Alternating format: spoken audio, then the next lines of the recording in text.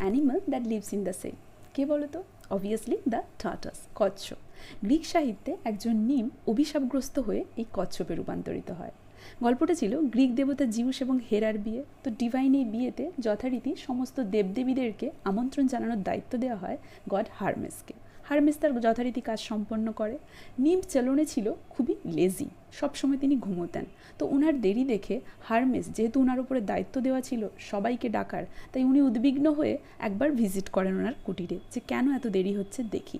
তো ওনাকে দেখে নিম বলেন, আমি এইমাত্র যাচ্ছি, চিন্তা করার কিছু দরকার নেই। তো যথারীতি এটা শুনে হারমেস ফিরে আসে। তো চেলনে উনি যাওয়ার পরে আবার একটু ঘুমিয়ে পড়েন, ফলে দেরি হয়ে যায়। উনি যতক্ষণে উঠে আবার রেডি হয়ে ওই বিয়েতে পৌঁছন, ততক্ষণে সব শেষ, সমস্ত দেবতা ফিরে যাচ্ছে। তো উনি যতক্ষণে গিয়ে পৌঁছন, দেখেন যে সবাই চলে যাচ্ছে।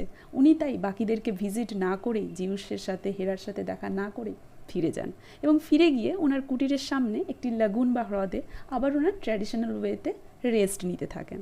তো হারমিস যখন দেখেন যে চেলনে আসবে বলেও অ্যাটেন্ড করলো না, এবং তার ফলে জিউস এবং হেরা তাকে ডেকে ভৎসনা করলো যে কোন নিম্ফের এত সাহস যে এই দেবতার বিয়ে অ্যাটেন্ড না করে আছে।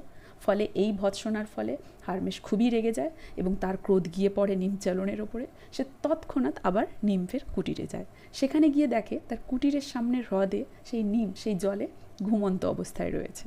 তো তিনি এটা দেখে খুবই ক্রোধান্বিত হন এবং তাকে অভিশাপ দেন যে তুমি, তোমার বাড়ি আর এই লেজিনেস তোমার কাছে এত প্রিয়, তো অভিশাপ দিচ্ছি এই বাড়িটাকে ছুঁড়ে, তিনি তার উপরে ছুঁড়ে দেন এবং বলেন, আমি অভিশাপ দিচ্ছি এই বাড়ি তোমাকে সর্বদা সমস্ত জায়গায় ক্যারি করে নিয়ে যেতে হবে, তুমি কখনো এর থেকে দূরে থাকতে পারবে না।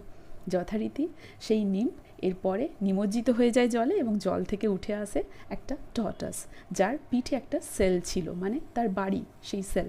তো যথারীতি বোঝা যায় সেই নিম ট্রান্সফর্ম হয়ে সেই টর্টাস কচ্ছপে পরিণত হয়। তাই আমরা দেখি কচ্ছপ সর্বদা তার সেলটি তার পিঠে নিয়ে ঘোরে, এবং যখনই যা কিছু হয়, সে বিপদ দেখলে বা যা কিছু অবস্থাতেই তার বাড়ি হচ্ছে ওই তার পিঠে থাকা সেই সেলটি। বোঝা গেছে? ক্লিয়ার?